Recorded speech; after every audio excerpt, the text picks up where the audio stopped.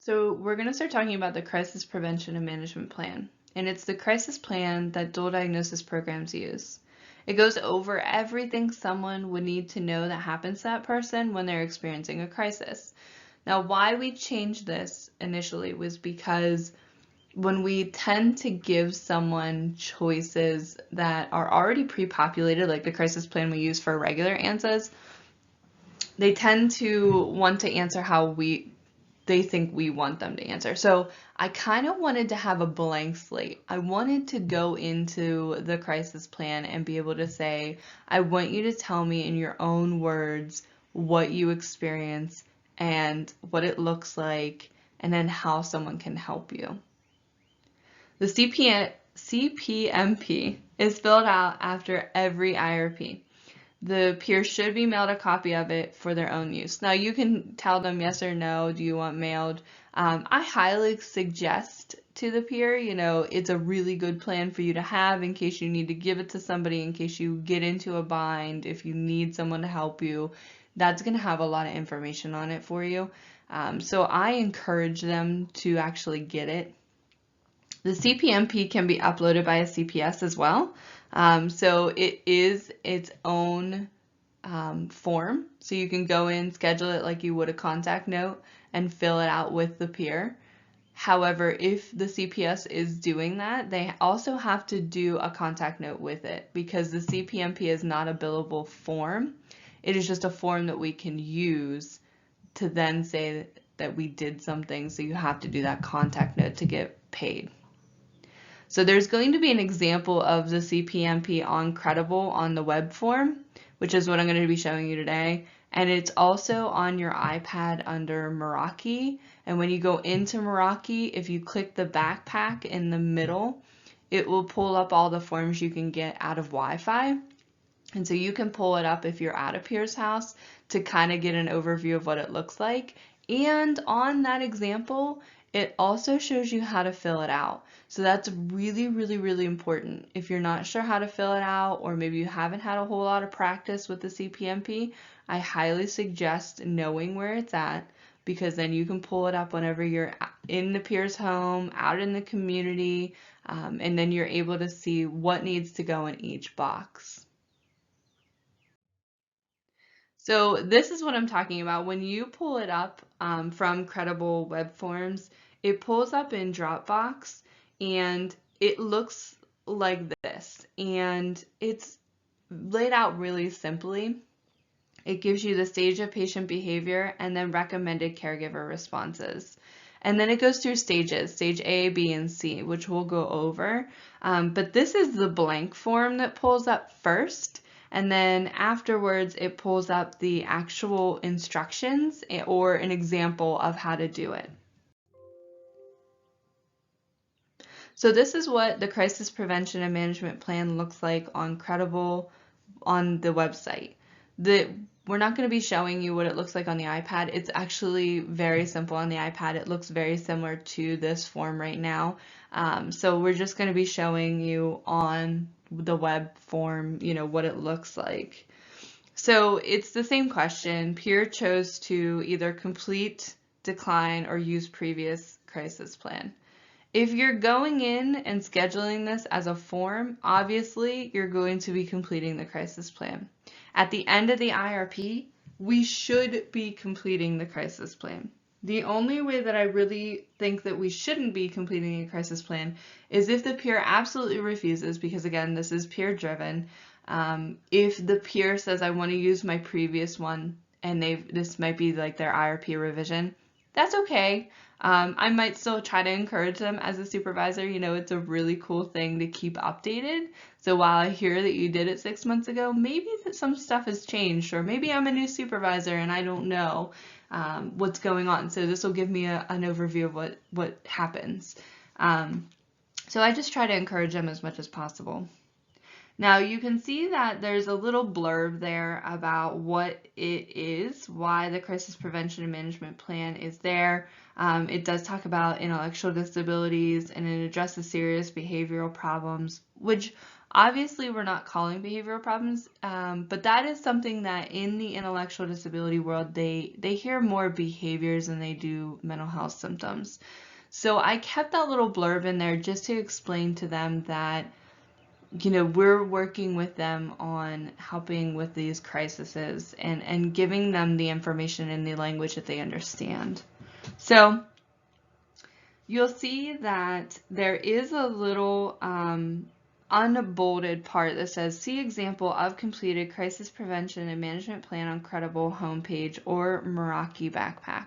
Again, it's just prompting you that there is a resource there that you can use that is very, very helpful. I strongly suggest it.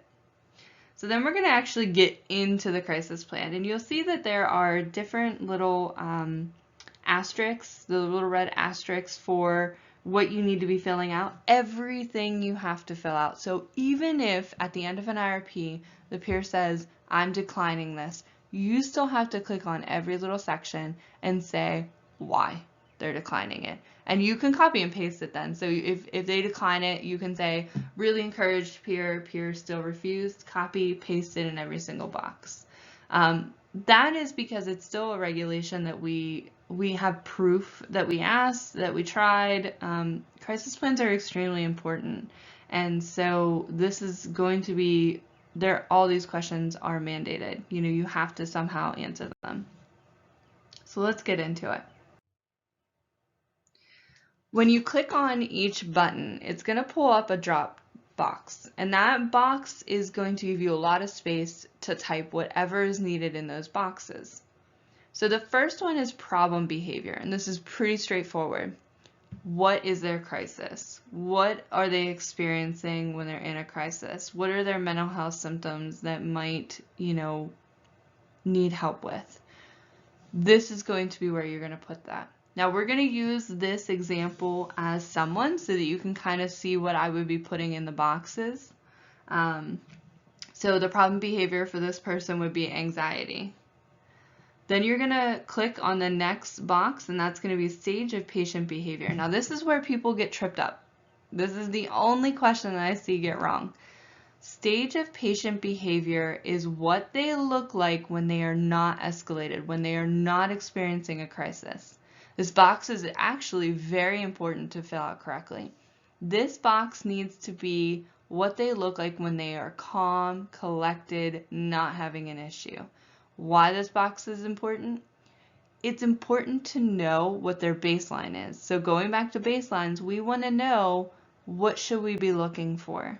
This is their norm every day. This is what they experience every day. This is what they are usually like.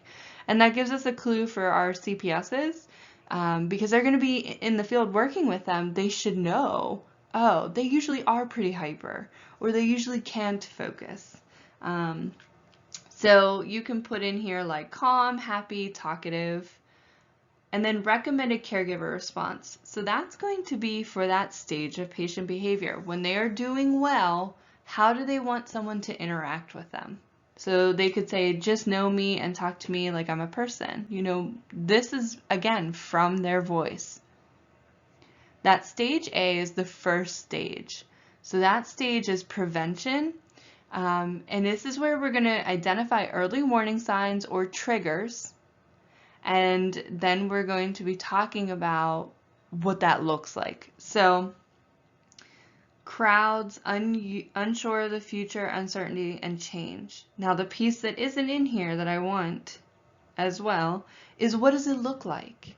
So when you have these triggers starting, does your face start to get red? Do you start to feel uneasy? Does your heart start to pound? Then the recommended caregiver response. Be patient with me, understand my triggers, and try to help me through these times. The other thing that I want to point out with recommended caregiver responses, especially with triggers, is you can put in what doesn't work as well. So if they tell you that, okay, my trigger is crowds, but I don't want you to touch me as a caregiver response, you're going to want to put that in there. Please don't touch me.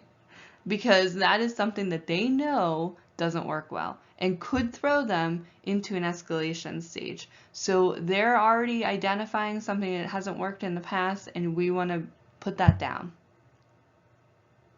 Stage B, escalation. Identify signs of escalating to possible crisis. So this is going to be, again, what might throw them more into an escalation. So maybe that touching, someone touched them. And then what does it look like? So maybe they're fidgety, unable to focus, clenching fists and jaw. And then you're going to have the recommended caregiver response. Talk to me and try to get me to leave the situation. Maybe they have, again, another one. Don't touch me. Again, keeping going with what has worked and what has not worked. Then we're going to get to stage C, which is crisis. And this is risk of harm to self, others, environment, or having a lot of crisis issues, or maybe a panic attack. So this, again, is going to have a little piece of what gets you there. So maybe they couldn't get out of the situation, or they couldn't get away from the stimuli. And then you're going to be putting what it looks like. Not able to pay attention, unsure of what's going on, angry, clenching fist and jaw, maybe they're crying at this point. Then there's going to be that recommended caregiver response. So you're going to want to put in there what works well and what doesn't. Talk to me. If I cannot focus, ask me to leave a situation. Leave me alone if I want to be left alone. So you see that there was a separation there. If I'm telling you no, respect that no. And then we're going to get to stage R, and that's post-crisis and calming. What does that usually look like for that person? And, maybe they left the stimuli and now they're crying, sad, and worn out. And then the recommended caregiver response. So this is, again, what works well, what doesn't work well. Help me to process what happened and come up with a plan to avoid it in the future. Or maybe they tell you, like, hey, I need 10 minutes by myself. I cannot be around people. The next part is a regulation. So actually the next whole page that we're going to be going over are going to be things that we have to fill out because of regulation, but they are really good things to fill out anyways because it's more information that we can use out in the field. So the first one, what are ways that you can utilize your strengths to reduce stress, decrease anxiety, improve your coping skills? So here you're going to put strengths they've already identified, or maybe coping skills they're already using, or things that would make them feel better. And they might notice, like, hey, when I'm experiencing a crisis, a fidget spinner really helps me, or I need to take a sticker and just like smooth it over my fingers because it soothes my anxiety. They might already have a solution in here that they didn't identify in those recommended caregiver responses that we would want to put down here because that's a strength for them. So again, this looks very similar to a regular crisis plan, but what are some things your peer specialists or other natural supports can do for you when you feel like you're going to experience a crisis? So you want to identify if this is going to be different from the recommended caregiver responses, which are on the page before. Maybe they said in their recommended caregiver response, I want you to touch my shoulder. But down here they say, I don't want my peer specialists to be touching me. Only loved ones are the ones to be touching me for recommended caregiver response. So this is kind of where we're going to put either, can do what recommended caregiver responses is saying, or here are the exceptions. A peer specialist should not be doing X, Y, or Z. And then who are your identified supports in person to call? So you're going to be putting specifically who they would call. Maybe they're going to call their husband, Guy Smith, and here's his phone number. You're going to want to put that down, and you have to have the phone number because, again, this plan is something that they can use in the future, give somebody when they're in a crisis, or somebody has it, or someone sees it on the fridge, and then can go through the recommended caregiver responses and call who they need to. Then you're going to put down what county crisis number. So that's a drop-down box. You're going to pick one. You're also going to want to make sure they have this number before you leave. So when you're doing the ANSA, and this is like the last thing that you do in an ANSA usually, you're gonna make sure they have that number. Whether you have a Post-it note with you or you write it down somewhere for them, if they don't have that number, you need to be giving that to them.